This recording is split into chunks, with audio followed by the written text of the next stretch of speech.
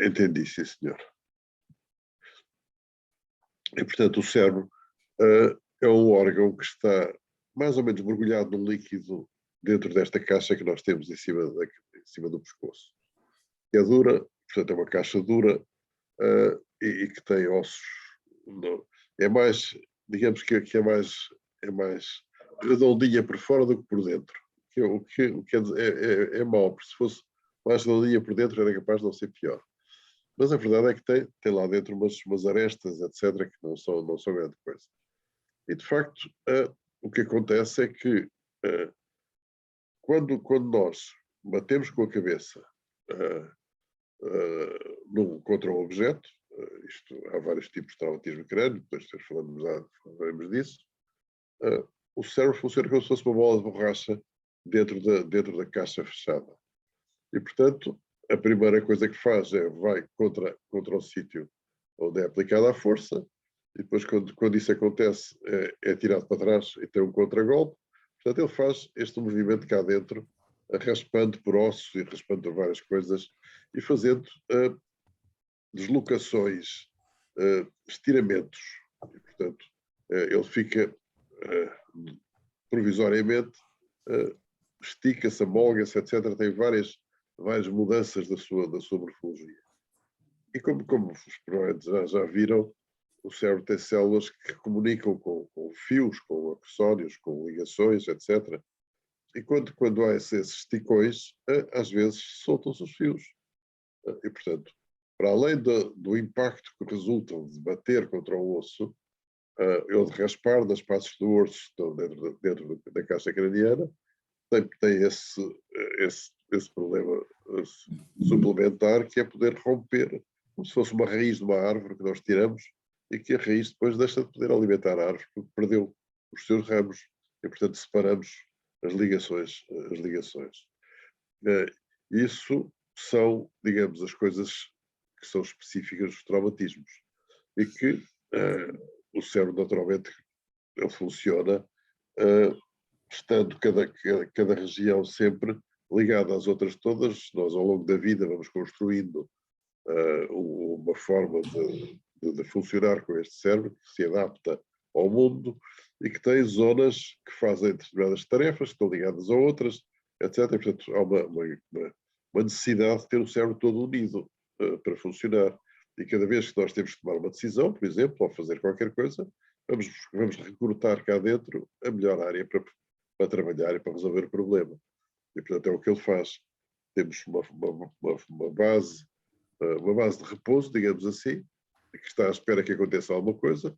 Tem 3 ou 4 órgãos internos que estão acesos, preparados para responder. Mas está sempre a pensar que vai acontecer já qualquer coisa, tem uma perspectiva sempre, expectativa do que é que vai acontecer. E, portanto, rapidamente responde e adapta-se e vai buscar as coisas. E, portanto, essa velocidade de processamento é que se pode perder mais quando há esse estiramento e que se rompem as ligações, etc. Depois demora muito tempo a voltar ao sítio. Para além de depois haver as lesões específicas, porque quando bate, faz como nos acontece, quando nós batemos com uma coisa com força, fazemos uma grande nódoa negra e estragamos às vezes os tecidos da pele e do músculo. Isso naturalmente no cérebro também acontece. O que acontece na nossa pele e no músculo é que cicatriza com facilidade e volta à mesma ação mais ou menos, só que o cérebro, infelizmente, não cicatriza com essa facilidade e, portanto, fica lá uma coisa a funcionar. E, portanto, eu diria que temos fundamentalmente dois aspectos que fazem com que seja o cérebro particular tenha uma função diferente a responder aos traumatismos do que às outras lesões, porque tem esse efeito global, o que faz com que a pessoa que faça, às vezes, um pequeno traumatismo, uma coisa que não seja muito forte, fique algum tempo um bocado confusa, a cansar-se, a fazer as coisas, custa-lhe mais a lembrar-se das coisas, custa mais, começa a trabalhar e está a querer encontrar as informações que precisa, e isso custa-lhe mais. Portanto, há um período enorme de adaptação que resulta, de facto, desse chocalhar. Isso faz com que nós tenhamos de ter muito cuidado para não ter traumatismos de crânio. Eu só para vos dar um exemplo, a Academia Americana de Neurologia tem uma norma que diz que, sobretudo em ligação com o desporto, que diz que se devia evitar todo o desporto em que as pessoas usassem a cabeça. Ora, eu acho que não estou, se eu for dizer que a partir de agora é proibido marcar golos de cabeça no futebol, eu tenho a impressão que foram pelo menos os pneus do automóvel, se não fizerem coisa pior. Portanto, porque essas cabeçadas não fazem bem, de facto, não são boa ideia.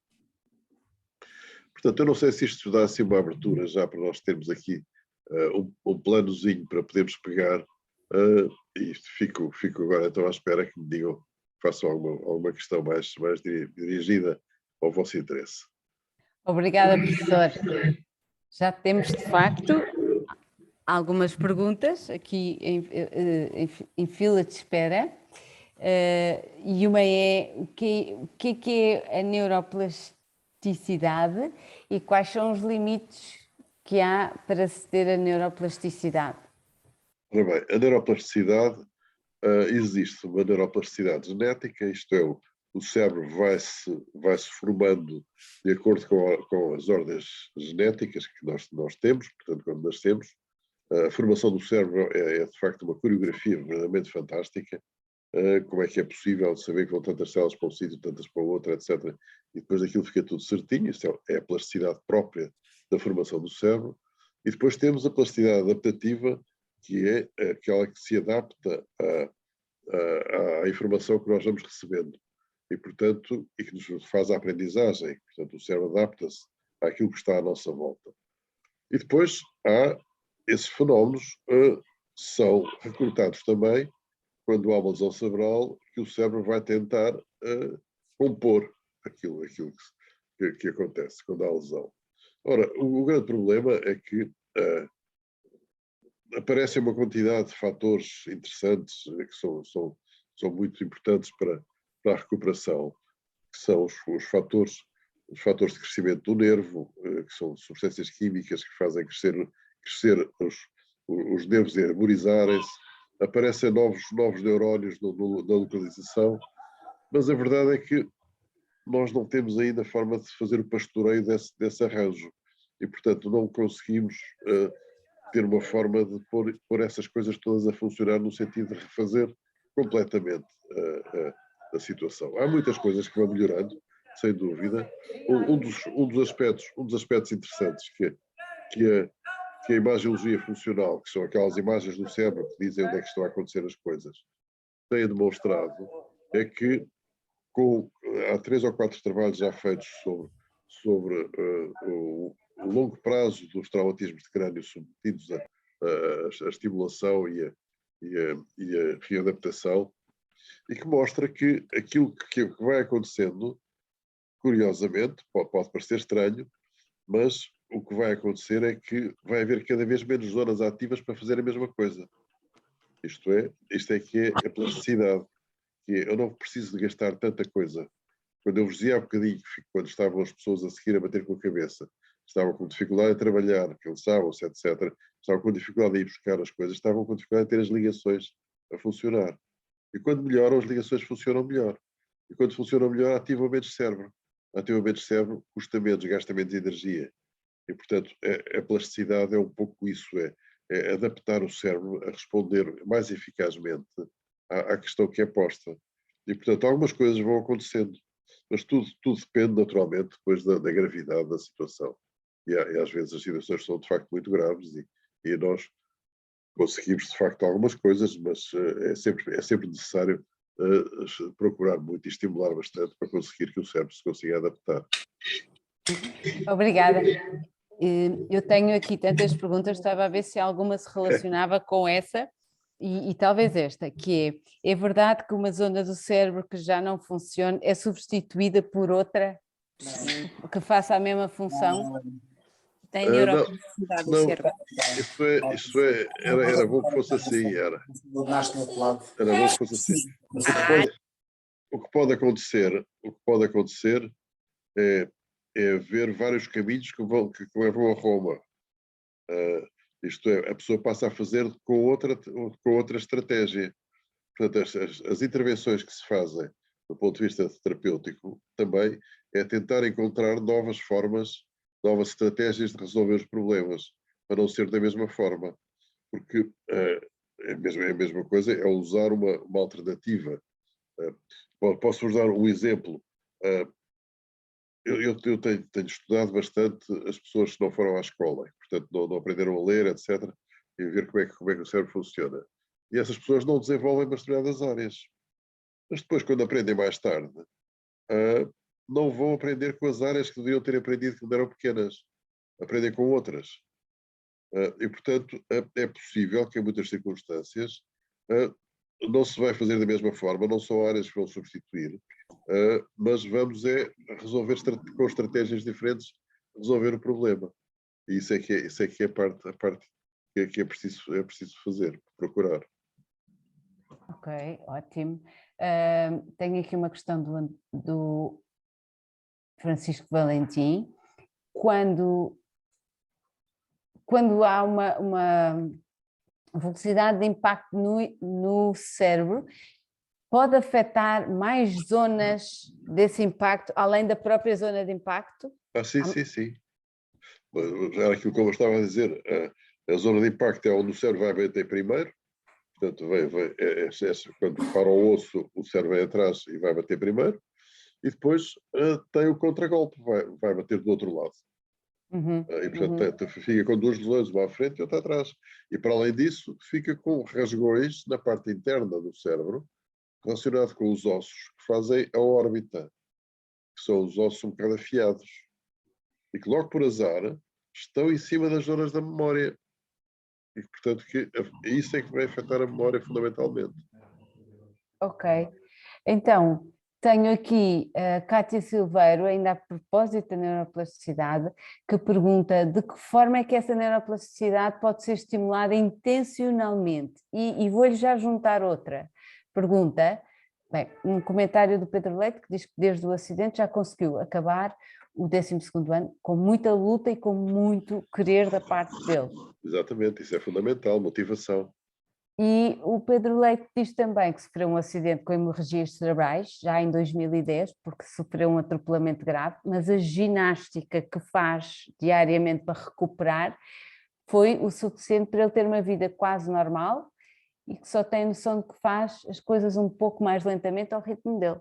Portanto, isto é um comentário. Voltamos à Cátia Silveira, que pergunta intencionalmente como é que podemos estimular essa neuroplasticidade. Isso tentar perceber. Por isso é preciso ter sempre alguém, nós precisamos ter sempre um elemento de comparação. Sozinho não é fácil, porque nós não somos os piores juízes de nós próprios. E, portanto, é preciso compararmos com outros. E, portanto, ver como é que os outros fazem e se eu estou a fazer igual ou se não estou a fazer igual. Por isso é que é muito importante grupos, trabalhar em grupo, para que as pessoas vão tendo consciência de que aquilo pode ser feito de uma outra maneira, porque aquilo faz de outra maneira, também posso fazer da mesma maneira. E, portanto, é bom que as pessoas, enfim, em vez de ficarem sentadas numa cadeira a olhar para a televisão, é melhor que vão ler livros, que vão fazer outras coisas. Isso acho bem. Mas é bom também terem a parte de relação social, porque isso é que é a parte muito importante. Porque o contacto com os outros é que nos permite perceber qual é que é o nosso comportamento mais adequado. Porque muitas vezes, algumas coisas que acontecem é que nós deixamos de ser capazes de perceber quando uma das regiões das matrizes que são importantes de descrever o cérebro é o que se chama o cérebro social. E o cérebro social pode ser afetado. O cérebro que está vocacionado para as coisas da sociedade pode ser afetado nos traumatismos. E a pessoa não se apercebe que não é oportuno eu dizer isto. Isto não devia ser dito assim. Ou que agora todos estes estão à espera que eu faça isto. E, portanto, eu faço porque os outros estão à espera que eu faça. eu respondo ao cumprimento do outro porque aprendi que se respondia ao cumprimento do outro. Mas eu posso a certa altura, esquecer-me que isso é assim, e depois não respondo.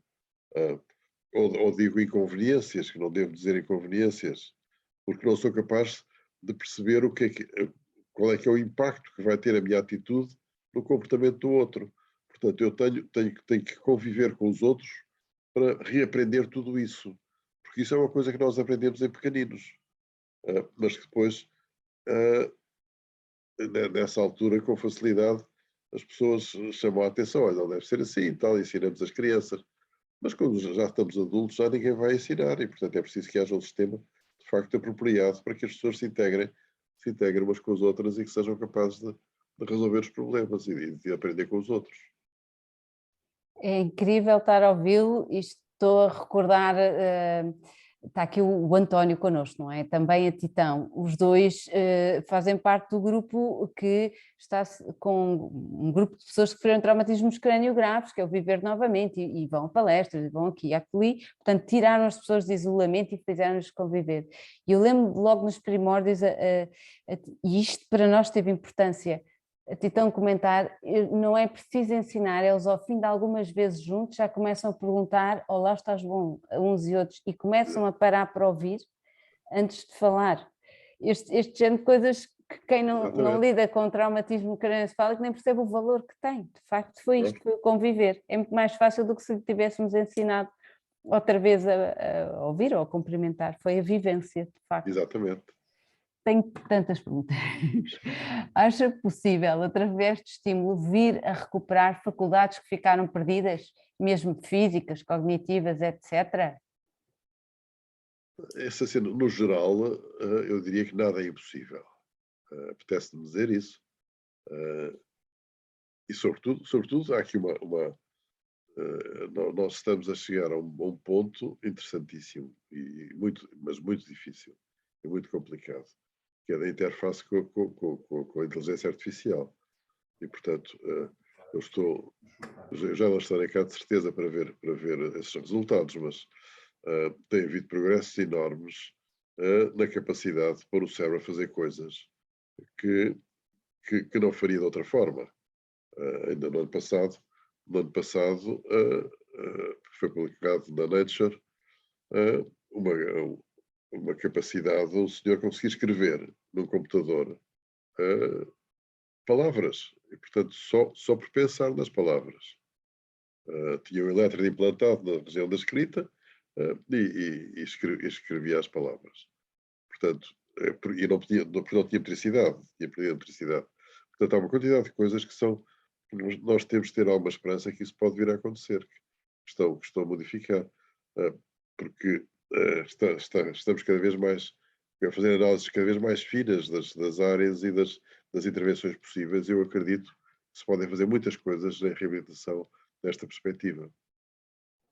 Isso vem a propósito de outra pergunta aqui, que diz: a evolução da ciência permite fazer acreditar que chips introduzidos no cérebro podem substituir as zonas afetadas? Portanto, isto é uma pergunta. Pois, por enquanto isso ainda é a linguagem de ficção científica. Mas a interface cérebro e inteligência artificial já existe. E, portanto, já é uma porta que está entreaberta e que estão-se a fazer coisas. E, portanto, não será de certeza pôr chips dentro do cérebro, mas serão coisas derivadas daí, provavelmente coisas derivadas daí.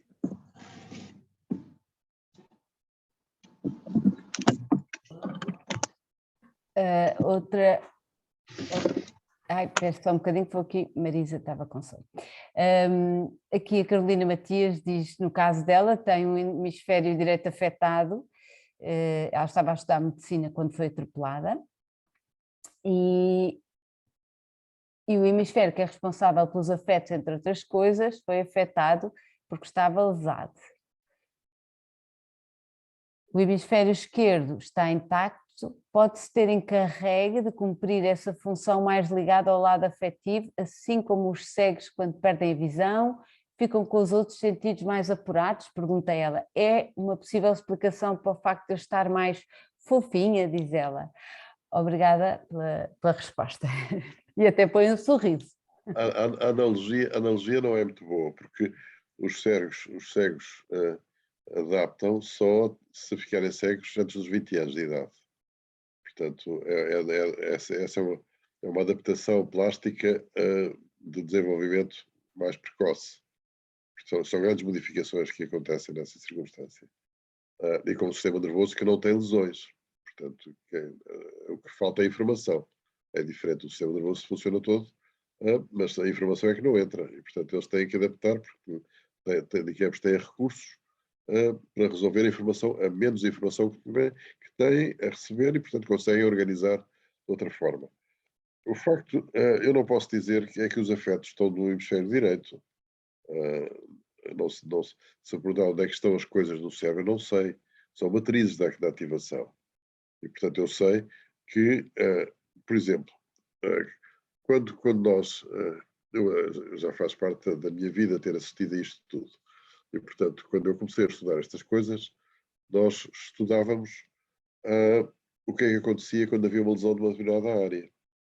E, a partir daí, dizíamos, esta área serve para isso, porque perdeu-se a função. Mas quando começámos a fazer as imagens funcionais do cérebro, pôr as pessoas a fazer as coisas, pessoas sem lesões cerebrais a fazer as coisas, verificamos que para as coisas serem feitas não é só aquela área que está ativa, são muitas outras áreas que estão ativas. E, portanto, não podemos dizer que existe uma área específica para fazer uma determinada coisa. Algumas são muito específicas, mas são raras. Por exemplo, para as cores, há áreas específicas para ver as cores, há áreas específicas para ver os ângulos, coisas desse género existem, ligadas aos aspectos sensoriais. Mas depois, para comportamentos, é sempre uma coisa mais complicada. Então, os afetos são coisas muito maiores do que o hemisfério direito. Ultrapassam largamente o hemisfério direito. Agora, que as pessoas podem mudar as suas características de relação afetiva, eu acho que isso pode acontecer, com certeza. Obrigada. Tenho aqui duas perguntas que têm a ver com formas de recuperação. Uma já até a segunda vez que alguém escreve aqui, quando é que o traumatismo crânioencefálico é grave? Mas ele acrescenta, quantas vezes o doente deve fazer terapias?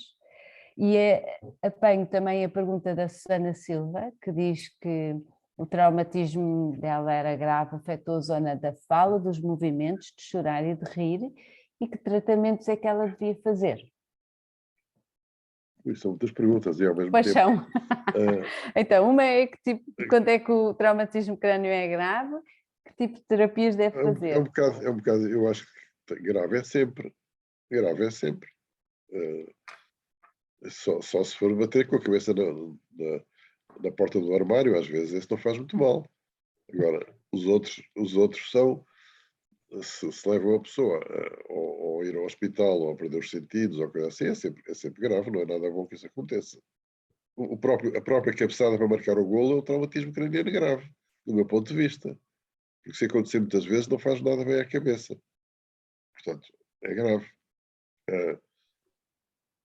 Portanto, a gravidade, depois haverá situações mais complicadas, situações menos complicadas, naturalmente, e sobretudo, há uma coisa muito importante, é que a diversidade é muito grande, cada pessoa tem os sintomas diferentes do outro. É muito difícil dizer que fazemos grupos de pessoas que sejam parecidas. As pessoas são diferentes já de si, antes do traumatismo. Mas depois do traumatismo ainda ficam mais diferentes. Portanto, temos que considerar sempre que cada pessoa é uma pessoa diferente e que tem que ser estudada na sua identidade e nas suas dificuldades próprias. Portanto,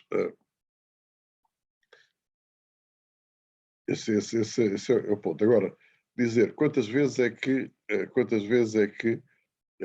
a pessoa tem que fazer terapêutica.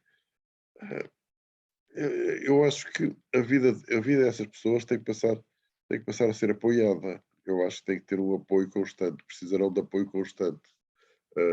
E isso é que é a parte complicada. Não é quantas vezes. Eu lembro de uma história, faz-me lembrar uma história de uma vez de um pai que não era assim muito dado com os filhos, que levou o filho ao psicólogo, o filho andava com os problemas, e o o psicólogo disse-lhe que ele precisava de passar a mão pela cabeça do filho, fazer umas festinhas e tal. E ele, no fim da consulta, perguntou: quantas vezes é que eu tenho que passar a mão por cima da cabeça do meu filho? Quer dizer, não sei quantas vezes é que é preciso. Portanto, isto não tem. Eu acho que enquanto a pessoa se sentir que está a ganhar alguma coisa com a situação, eu acho que deve manter o apoio. Exato, e enquanto aguenta, durante o dia também é ver quanto é que aguenta, porque se começa a ficar cansado, é bom Exatamente. parar de vez em quando também.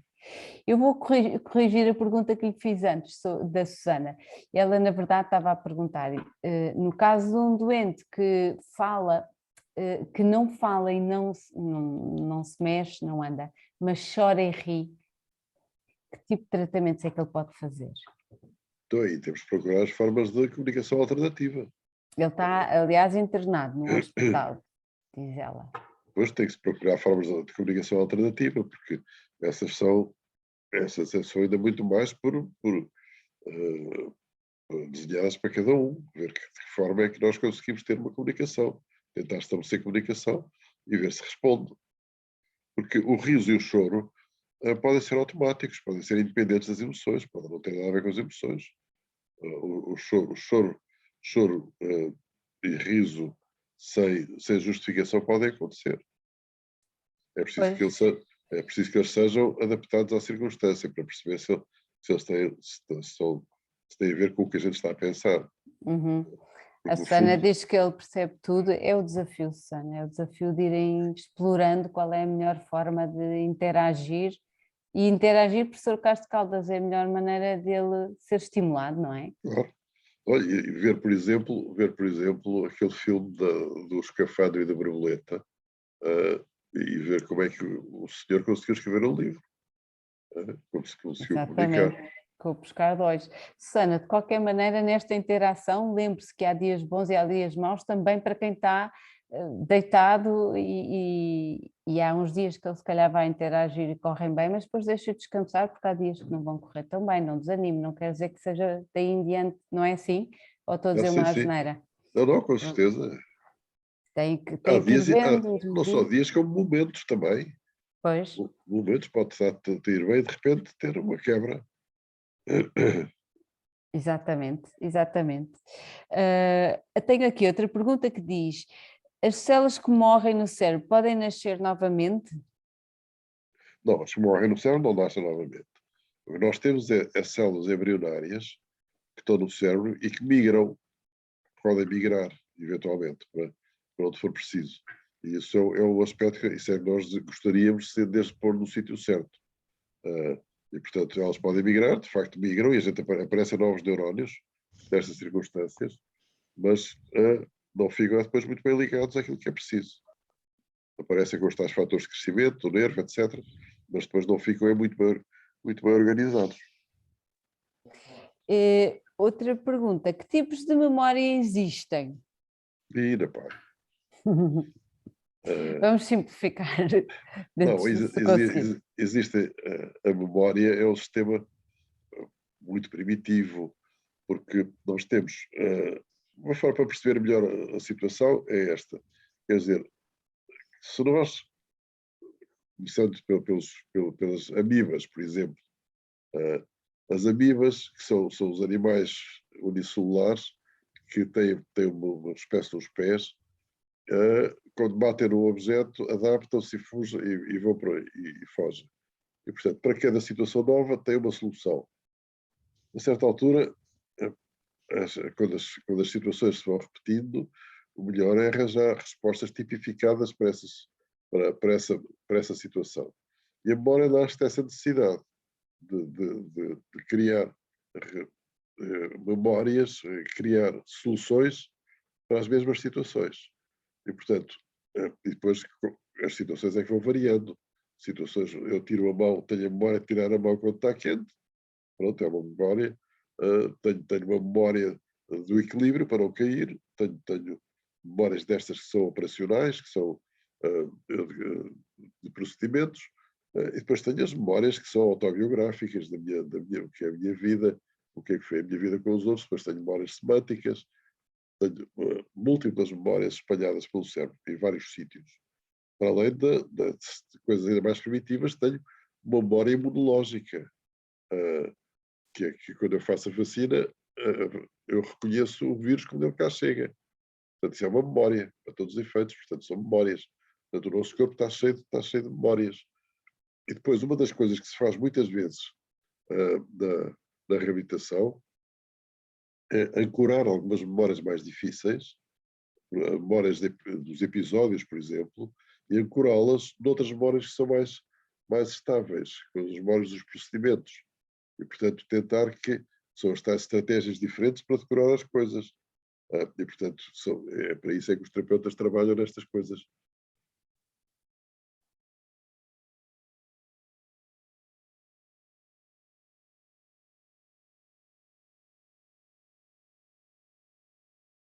Agora estou. Olá, professor. A Vera teve aqui um problema aqui com o microfone. Queria fazer Já aqui uma voltei. questão. Já? Ok, Vera. Desculpem, o rato não mexia. Havia outra pergunta, que é que técnicas existem para potenciar os outros tipos de memória, como, por exemplo, a memória visual ajuda a trabalhar outros tipos de memória e, acrescento eu, a emoção, o sentimento. Vamos lá ver. De facto, que há uma ligação às emoções com as memórias, isso sem dúvida.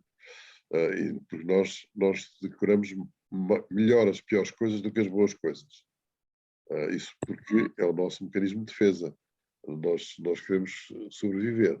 E, portanto, é melhor guardarmos aquilo que é mau pelo sim, pelo não. O bom, enfim, se o bom a gente goza e não esquece com mais facilidade.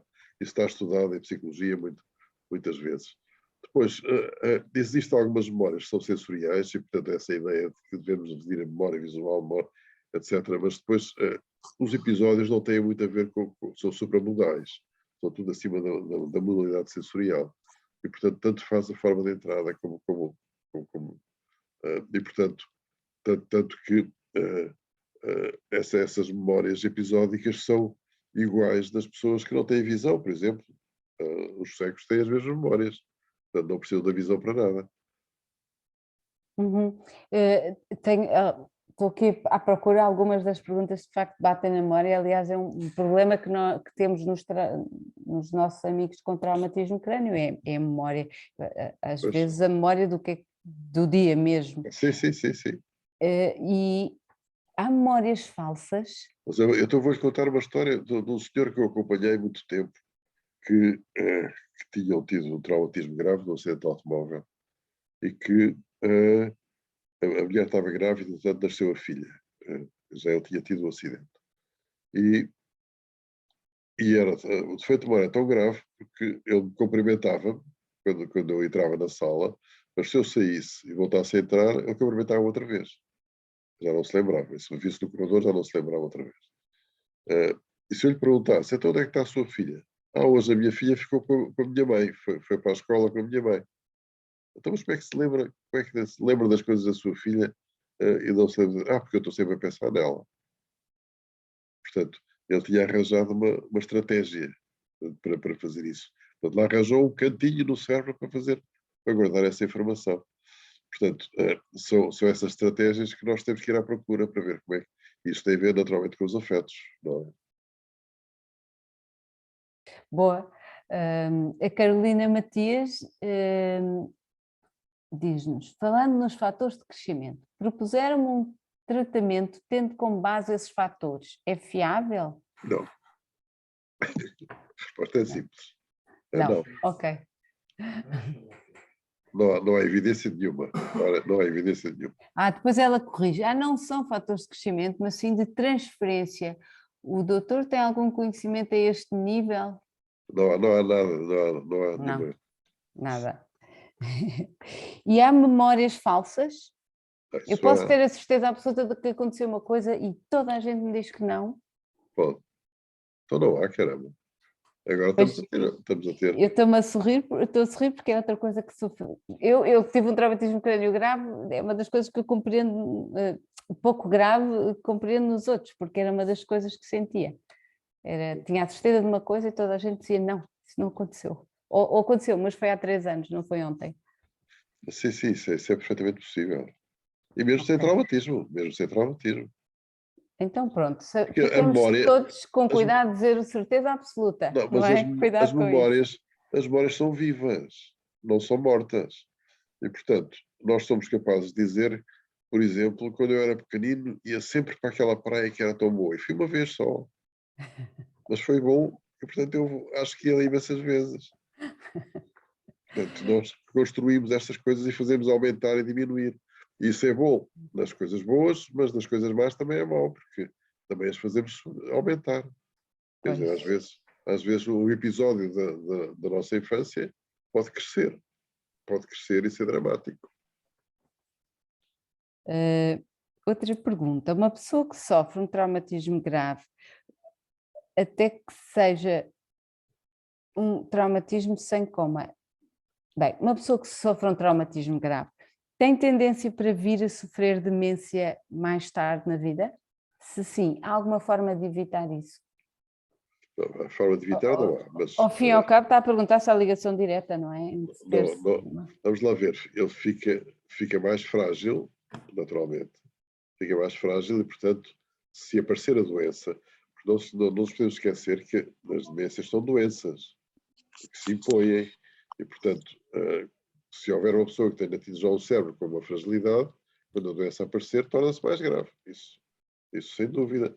Mas não vai provocar a demência. Pode ser uma comorbidade, portanto, agrava a situação.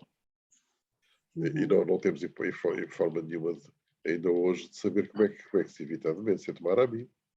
Já estaria a fazer. Pois é, tomar a nós todos.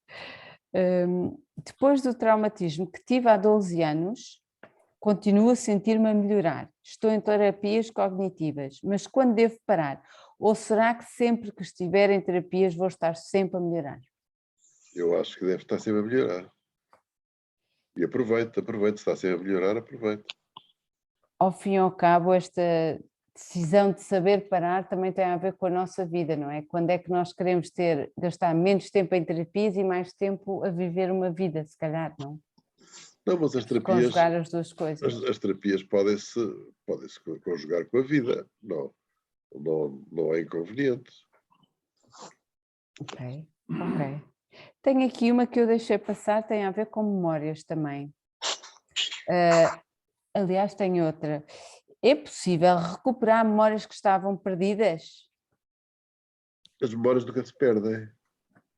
O que nós fazemos é lembrar de esquecer. É o que nós fazemos. Fica tudo cá dentro. Como não nos vai ser útil, ou achamos que não vai ser útil, nós lembramos de não lembrar, para não interferir no nosso processo de pensamento. E o que acontece muitas vezes no envelhecimento é que as pessoas vão buscar coisas que não se lembravam há qualidade de tempo.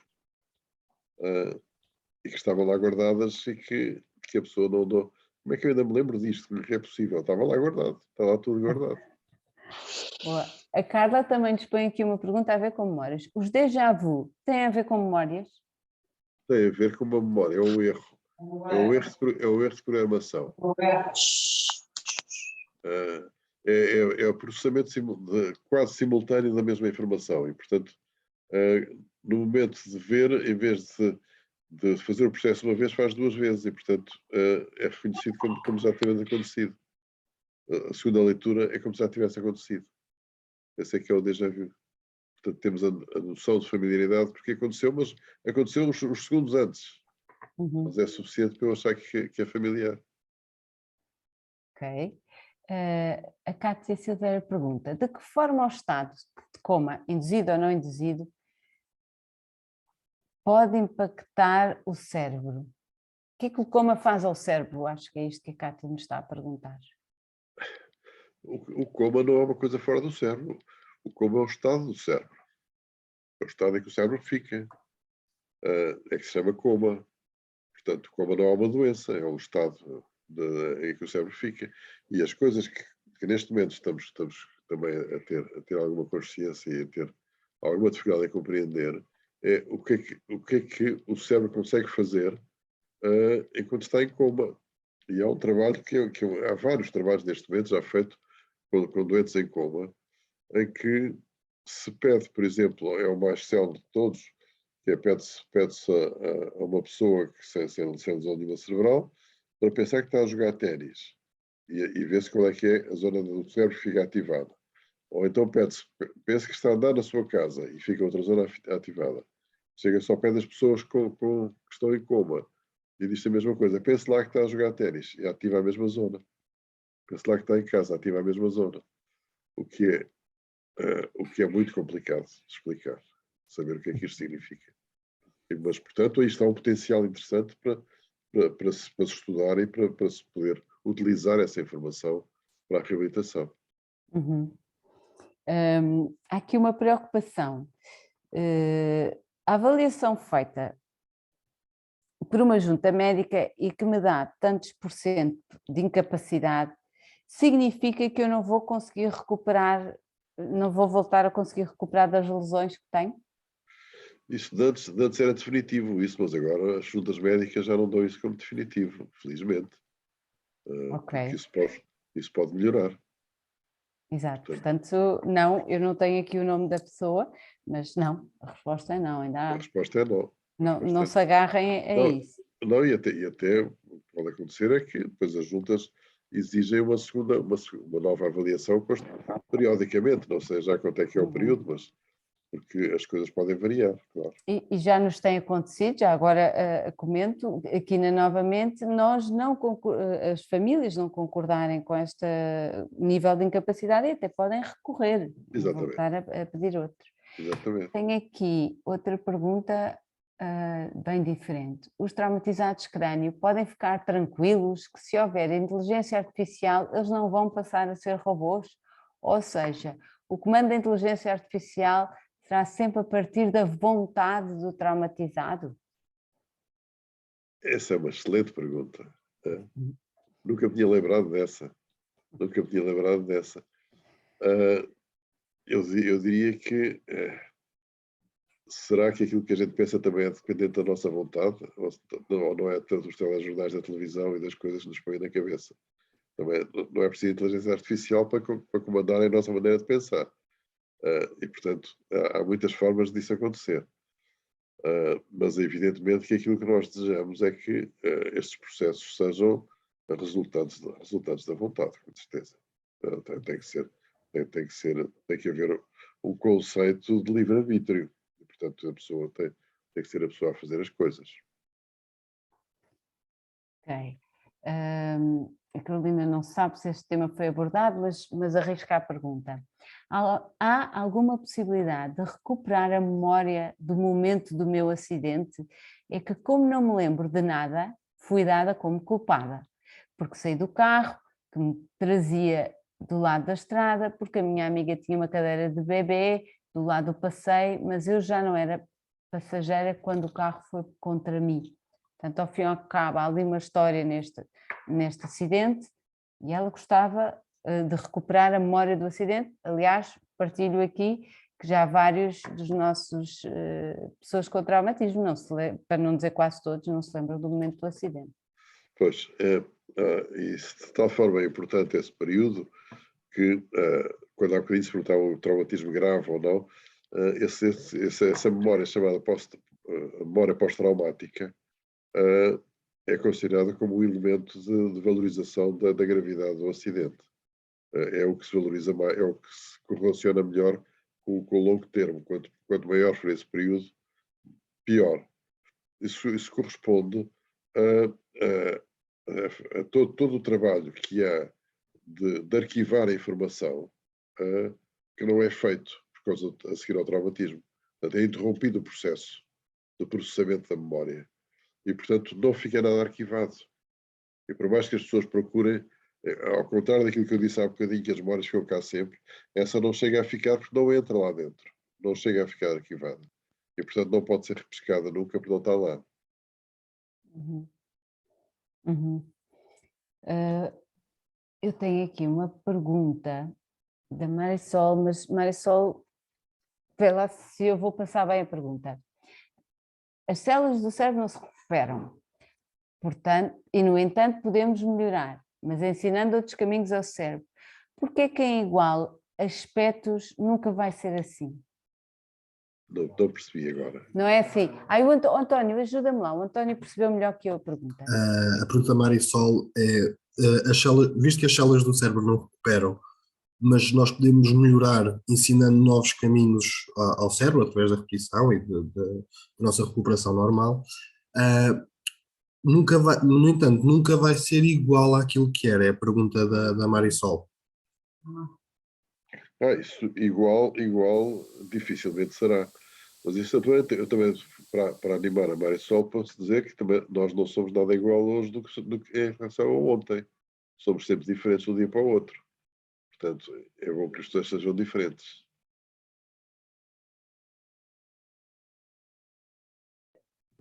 Eu penso que estes anos todos que o professor Castro Caldas nos tem ensinado e que tem aprendido consigo, essa é uma resposta que eu dou como certa. As famílias nos primeiros tempos perguntam sempre, ele vai ser igual? E eu mesmo não sabendo como é que é o caso dessa pessoa, a resposta é não, não vai, nem você vai ser igual, nem ninguém da sua família vai ser igual. Exatamente. Vivemos todos uma experiência, vivemos um bocado, e conforme vamos vivendo não somos iguais. E conforme as experiências também não somos iguais. Exatamente. O que é que eu tenho? É verdade que as células mortas já não voltam a nascer e para que as outras possam ocupar delas é importante fazer muitas coisas e coisas diferentes. E já falámos um bocadinho nisto, mas a pergunta é válida na mesma. Sim, as células mortas morreram, não estão lá. Mas depois vêm outras, não. Há outras que se vão lá meter no meio. E há espaço, não há problema. O problema é que não se organizam tão bem, não se ligam àquilo que se devia ligar para dar um resultado idêntico. Professor, tenho uma última, António. Queria fazer uma pergunta. Queria perguntar-lhe, uma das questões que muitas vezes abordo nos grupos de suporte é a questão de continuarmos a tentar novas formas de estimular o cérebro. E há uma pergunta que me colocaram que era, eu corro o risco de voltar a perder as capacidades que voltei a conseguir ter depois do acidente? Não, isso está adquirido, está adquirido. Isso desde que não bate outra vez com a cabeça. Sim. Desde que não haja uma outra agressão, Exatamente. aquele esforço conseguido vai ser mantido. Isso não se perde. Boas notícias. Eu gostava de ler aqui o comentário da Kátia, que é bom para todos ouvirmos. Eu passei a ser feliz no dia em que deixei de esperar ser como era antes. Isso é muito importante, Kátia, Sim, e para senhor. nós todos. Para nós todos. Sim, senhor.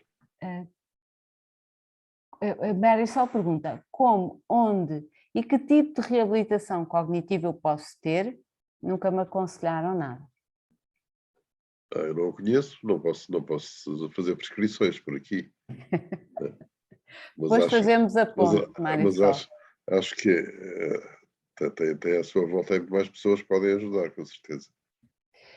Tenho aqui uma pergunta, estava a ver quando é que chegávamos à parte do comportamento, professor Castro Caldas. Que de facto temos aqui no grupo da assistência a pessoas com traumatismo, temos também cuidadores.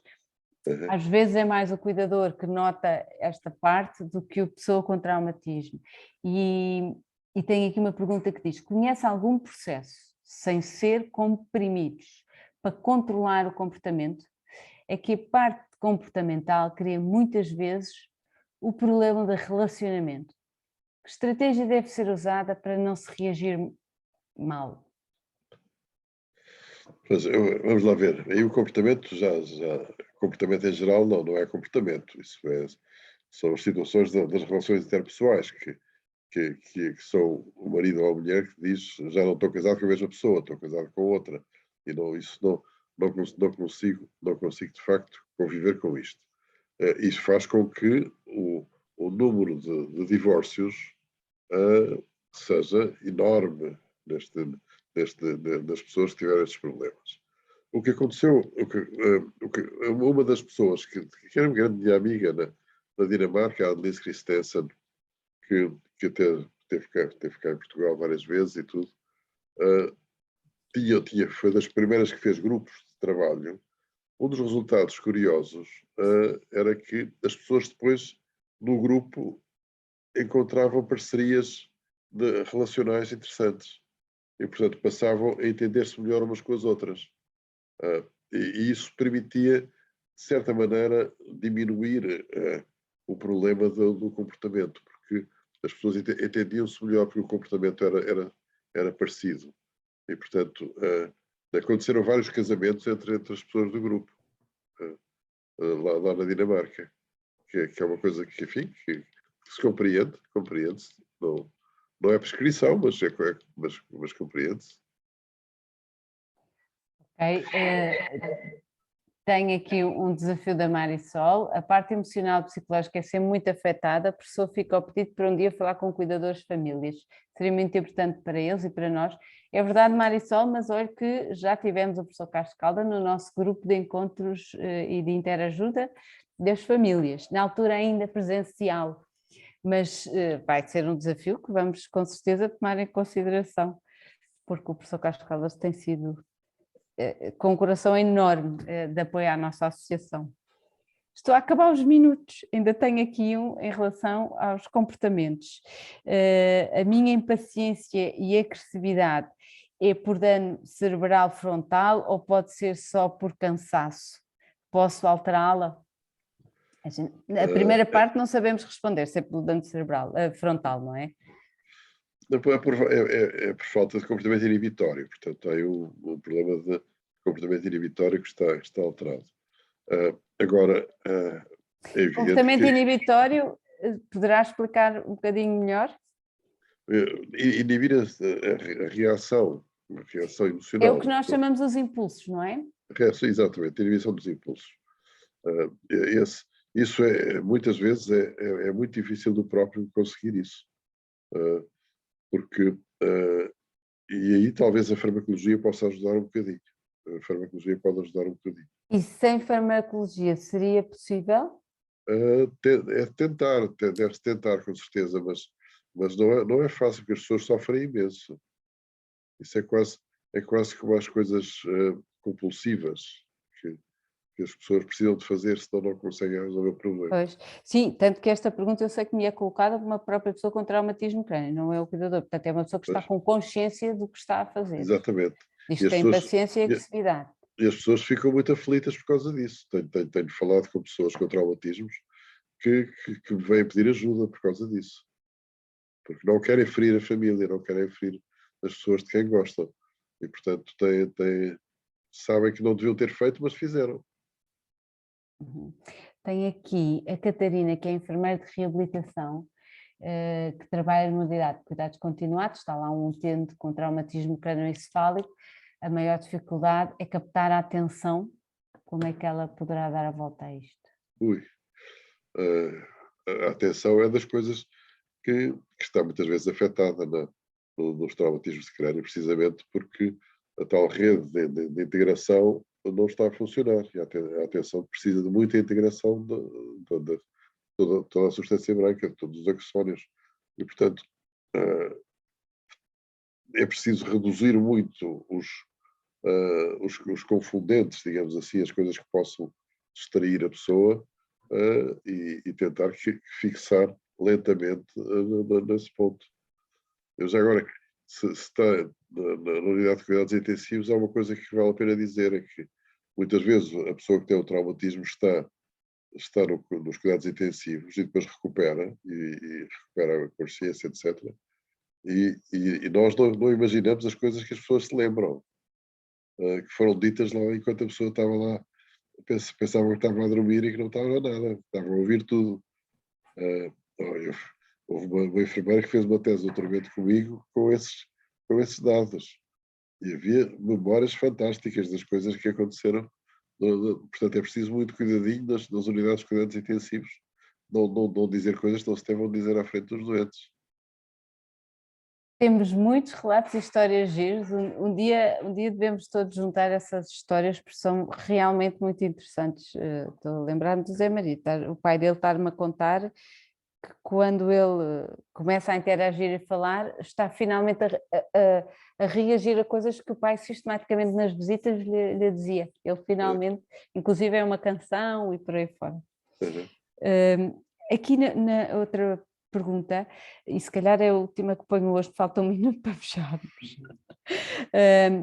O reforço positivo vale a pena ser feito para melhorar comportamentos no traumatismo crânioencefálico, apesar de já sabermos que ele não tem memória nenhuma?